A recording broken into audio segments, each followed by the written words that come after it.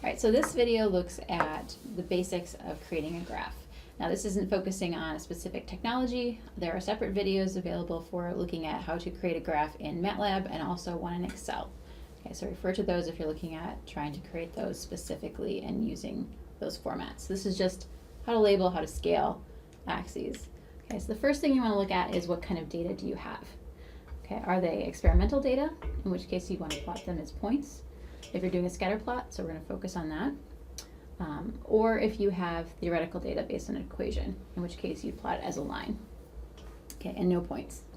Okay, so starting off looking at a graph, we're going to be focusing on the data in table 1 here. This is metal forging data, and basically the cooling cycle of heat treating. So if you're looking at that, we have time, and we have the temperature in degrees Celsius as it cools off. Okay, so if we're plotting this data, we would want to plot it as scatter plot with points. Okay, so our graph would look something like this. Okay, where we have our time is our independent variable, so we place on our x-axis. Okay, so that's one thing you want to figure out is which is your independent and which is your dependent variable. So in this case, we have time is going to end up being on our x-axis. And so 3 things you want to put into your labels. You want to have the variable name, okay, so that would be, in this case, t. You want to have the units that are in there, okay, in this case, seconds. And you also want to have a good descriptive label. So in this case, we want time, okay. So the other data set, if you're looking at table 1, is temperature, okay, and that's going to go on our y-axis, our dependent variable. Okay, so temperature. Okay, and this, our variable in this case is T. Okay, and then we're in Celsius with this particular heat treating oven. Okay, so if we're looking at the data, the thing you want to look at is scaling the axes. So if you're doing this by hand, you'll need to figure out general rules for that.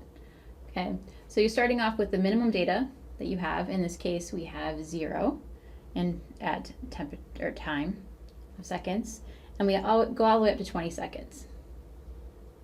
Okay, now if you're working in Excel or MATLAB, you can set the scales independently and refer to those videos on how to do that. But you want to break this section up into sections to plot. Okay, so the typical standard is either by 1s, if you have the range, by 2s, by 5s, or 10s. Okay, so in this case, if I have 10s, okay, that's half the data. I'm not going to very good points. I could go 5s. Okay, which would be there, which still only gives me about 4 points that I can really do well. So in this case, maybe 2s would make sense. Okay, so I would do 2s. Okay, so 2, 4. Okay, something like that, where each one is 2. Okay, and so forth. Okay, so this is scaling on paper. Okay, and you want to use the entire range and spread out as far as you can. Okay, now for the temperature data, we start at 28 and we go up to 200. Okay, so we don't want to go by 2s just because that would be very difficult on the axes here. Okay, so we might still want to start at 0. Okay, but in this case, we want to go by 20s. Okay, to get to 200, our scale.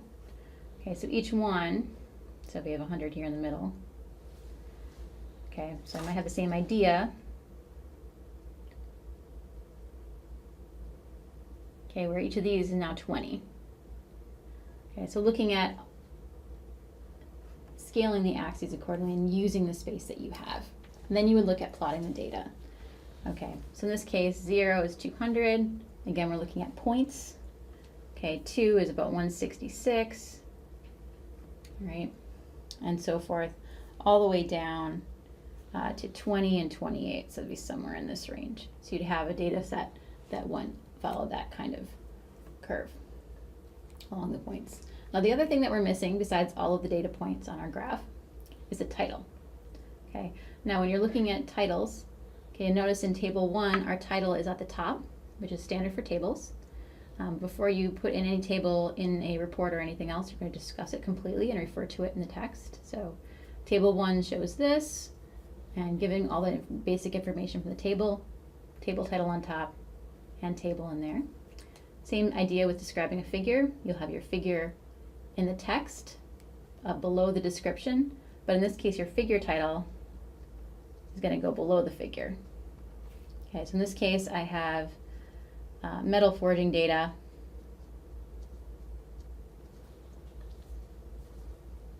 And I'm going to say this is this specific metal, this specific steel.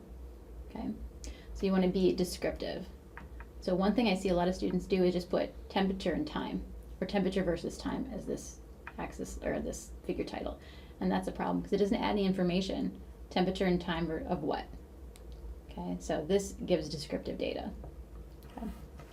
So you want to include that information.